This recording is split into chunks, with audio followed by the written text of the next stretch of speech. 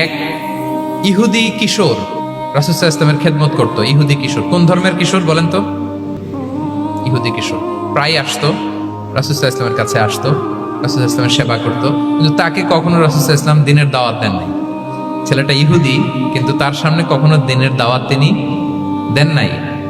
তো একদিন দেখে যে ওই ছেলে আসে না, লাগাতার এরকম কয়েকদিন যাবত ওই ছেলে আর আসে না। তখন রাসূল সাল্লাল্লাহু আলাইহি ওয়াসাল্লাম খোঁজ নিলেন যে কি হয়েছে।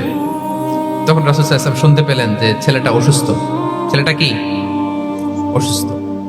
আল্লাহর হাবিব সাল্লাল্লাহু আলাইহি ওয়াসাল্লাম তার বাসায় গেলেন, যে দেখলেন যে বিছানায় পড়ে আছে ছেলেটা।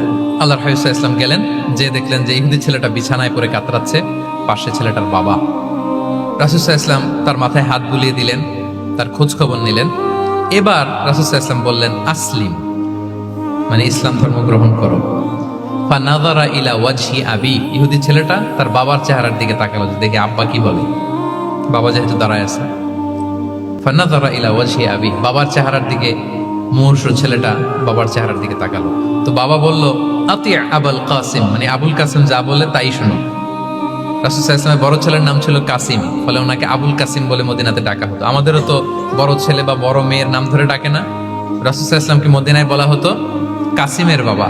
তো ছেলেটা যখন বাবার চেহারার দিকে তাকালো, বাবা বলল আতি আবুল কাসিম, তুমি আবুল কাসিমের অনুসরণ করো, যা বলে তাই শোনো। ছেলেটা তখন পড়তে আরম্ভ করলো আশহাদু আল্লা ইলাহা ইল্লাল্লাহ ওয়া আশহাদু আন্না মুহাম্মাদুর রাসূলুল্লাহ, মানে মুসলিম হয়ে গেল। রাসূল সাল্লাল্লাহু আলাইহি ওয়াসাল্লাম ইহুদিদের ঘর থেকে বের হয়ে আসলেন আর বললেন আলহামদুলিল্লাহিল্লাযী আনকাযাহু মিনান নার, বুখারীর বর্ণনা।